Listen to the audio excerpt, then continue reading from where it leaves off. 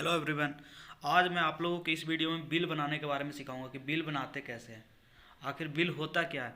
जैसे भी हम लोग कहीं काम करते हैं किसी क्लाइंट के थ्रू कि हमें कोई सरकार का प्रोजेक्ट निकला गवर्नमेंट और दिया कि आप काम कीजिए इस पे, तो कोई कंपनी लेता है तो कंपनी में आप बिलिंग कीजिएगा, सरकार के ऊपर क्लेम कीजिएगा।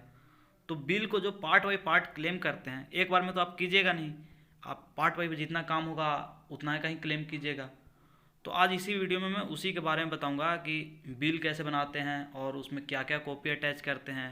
और ये वीडियो खास करके मैं नया स्टूडेंट और जो कहीं साइट पे छोटा मोटा साइट पे काम किए हो और वो उनको जानकारी अच्छा चाहिए कि हमें बड़े साइट पे जाना चाहिए या इंटरव्यू देते हैं बड़े लिमिटेड कंपनी के लिए और कंपनी वाले पूछ देते हैं कि क्या बिल बनाने आएगा आपको, तो हिचकिचाने लगते हैं। जैसे कभी देखे नहीं है तो उनको लगता है बहुत बड़ा होता है, मैं हाँ बोलूँ ना बोलूँ। और आपको मात्र 2 सेकंड टाइम होता है हाँ ना जवाब देने के लिए मैक्सिमम। तो उसी में आप अगर इस वीडियो को देख के समझिएगा तो आप बोल दीजिएगा कि हाँ आता है, क्योंकि आप पहले से वीडियो में देख चुके हैं कि ऐसे ऐसे ही होगा ना, इससे अलग तो होगा नहीं। तो आज मैं इसी वीडियो पे इसी टॉपिक पे आप लोग के लिए वीडियो बनाया हूँ कि कैसे बनाते हैं। तो बिल से बनाते हैं कि आप पार्ट बाई पार्ट काम कर रहे हैं तो आर ए के हिसाब से देते हैं हमने। रनिंग अकाउंट आपके जो क्लाइंट है उनके पास आपका रनिंग अकाउंट में जाएगा कि RA1 RA2 करके आप दीजिएगा, बिल क्लेम कीजिएगा। तो बिल का मेन फॉर्मेट आपको बनाने के लिए सिखाऊंगा इस वीडियो में। तो पहले मैं आप लोगों को बताता हूँ कि BBS बहुत ज़रूरी होता है बिल के लिए। कहीं भी आप स्ट्रक्चर काम किए हैं स्ट्रक्चर का तो आपको बिल में BBS देना पड़ेगा, क्योंकि आप BBS पहले बना लीजिए। इससे क्या प्रॉफिट होता है कि काम करने में भी आपको आसानी होगा और बिल क्लेम में भी आसानी होगा, क्योंकि क्लाइंट आपको वेरीफाई कर देगा तो आपको छिड़खानी नहीं होगा बिल के टाइम में ज़्यादा। अगर BBS फाइनल बहुत मुश्किल से होता है, क्योंकि बहुत एक एक KG तक आपको इसमें स्टील अगर फालतू चला गया तो आपका पूरा बिल कैंसिल हो जाता है।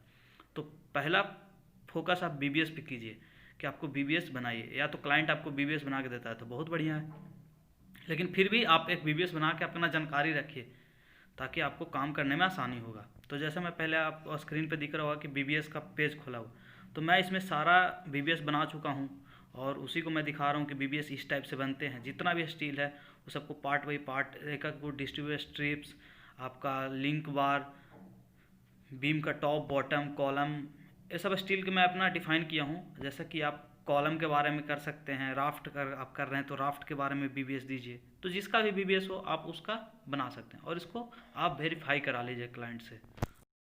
और दूसरी बात है आप सेटरिंग का पूरा डिटेल्स निकालिए कि आपका जो भी किए हैं वो सेटरिंग का डिटेल्स कैसे कैसे किए हैं। तो जैसे मैं RA1 है, मैं सेटरिंग का डिटेल्स पूरा रखा हूँ RA1। फिर आपको नीचे दिख रहा होगा RA2, ये पूरा क्वांटिटी मैं निकाला हूँ, टोटल क्वांटिटी इतना आ गया RA1 में मैं क्लेम किया हूँ। RA2 है, इसमें मैं क्वांटिटी पूरा पार्ट बाई पार्ट निकाला हूँ कि मैं यहाँ यहाँ सेटरिंग किया हूँ, इतना लंबाई चौड़ाई ऐसे ऐसे विड्थ और टोटल स्क्वायर मीटर में मैं निकाल लिया हूँ। उसके बाद RA3 है नीचे, आप RA3 में देख रहे होंगे कि RA3 में भी मैं पूरा पार्ट बाई पार्ट निकाला हूँ और RA3 का भी मैं टोटल क्वांटिटी एक जगह कर दिया हूँ। फिर RA4 में भी देखिए column C1 C2 C3 C4 है। फिर आपको नीचे दिख रहा होगा टाई बीम और ग्रिड वाइज मैं पार्ट बाई पार्ट करता हूँ ताकि क्लाइंट को चेक करने में भी बहुत आसानी हो और वो आसानी से समझ जाए। तो ऐसे ही आप RA4 का मैं निकाल दिया। RA4 निकालने के बाद लेकिन हाँ आपको बिल के साथ RA1 RA2 RA3 RA4 जितना कीजिएगा आपको।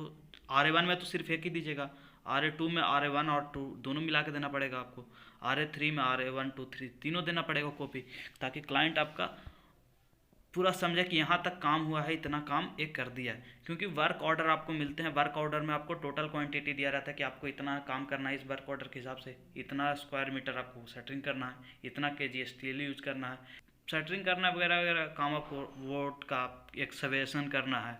तो टोटल आप क्वान्टिटी देख रहे होंगे कि मैं इस बिल में 800 दे रहा हूँ। फिर आ जाइए आप RCC पे, आपको और ले चलता हूँ।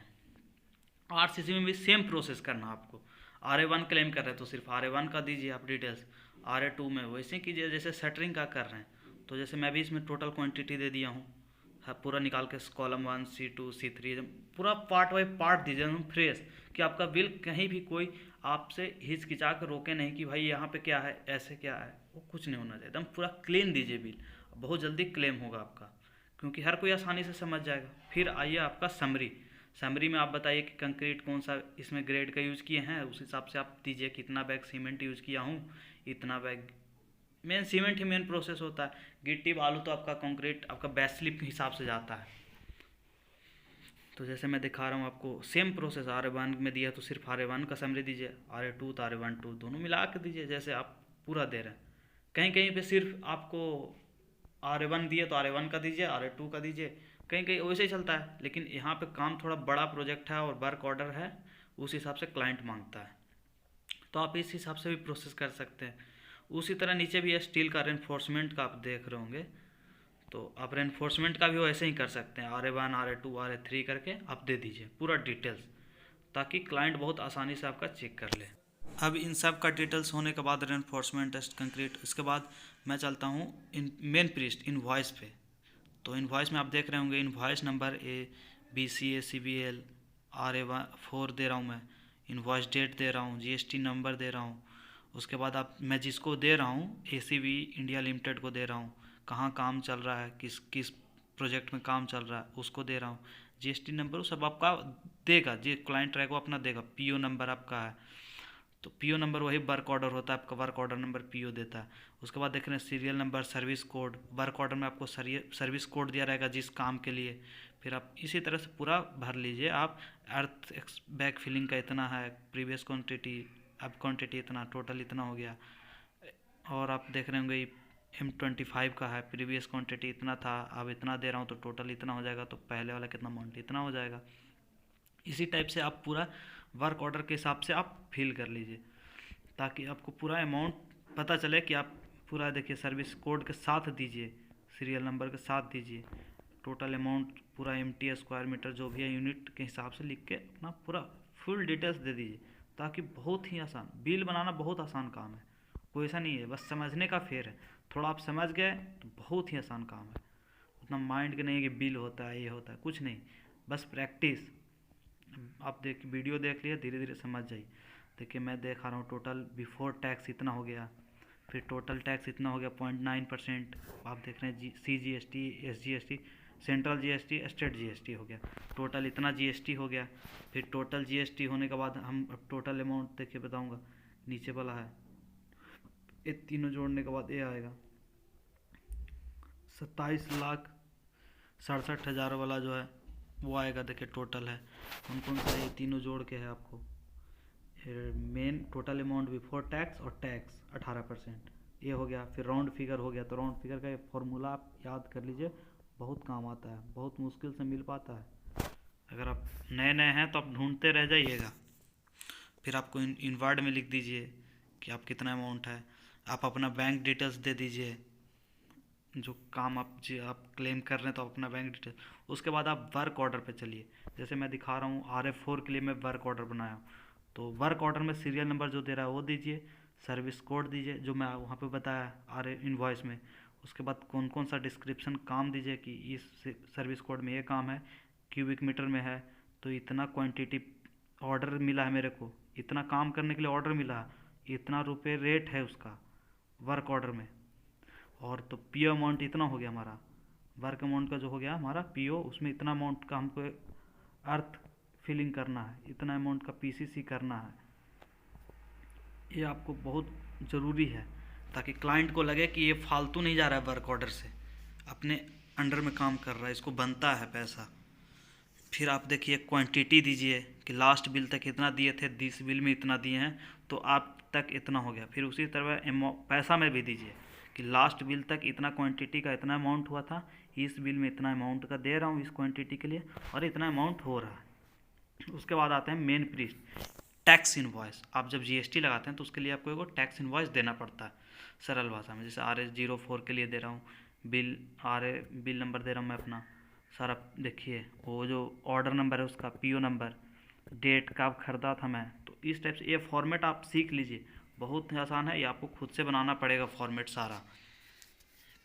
बाकी ऐसे आपको क्लाइंट बताएगा कि आपकी इस टाइप से फॉर्मेट बनाए, लेकिन आप एक फॉर्मेट बनाइए, आपको क्लाइंट यही पास करे, हर जगह यही फॉर्मेट चलता है। मेन तो टैक्स इनवॉइस का ये फॉर्मेट है, अंदर का भी जो इनवॉइस का है वो भी सेम ही फॉर्मेट है आपका। तो इसी टाइप से आप बिलिंग का काम कर सकते हैं। बहुत ही आसान काम है बिलिंग, कोई हार्ड काम नहीं है। आप देखिए, मैं अब मेरा पिछला बिल का इसमें अमाउंट था, दिस बिल का अमाउंट इतना हो गया, तो ये टोटल इतना हो गया। फिर ऑथोराइज एजेंसी है जिसका बिल क्लेम करवाने वाला हूँ उसका है। तो इसी टाइप से आप कर सकते हैं। बिल करना बहुत ही आसान काम है।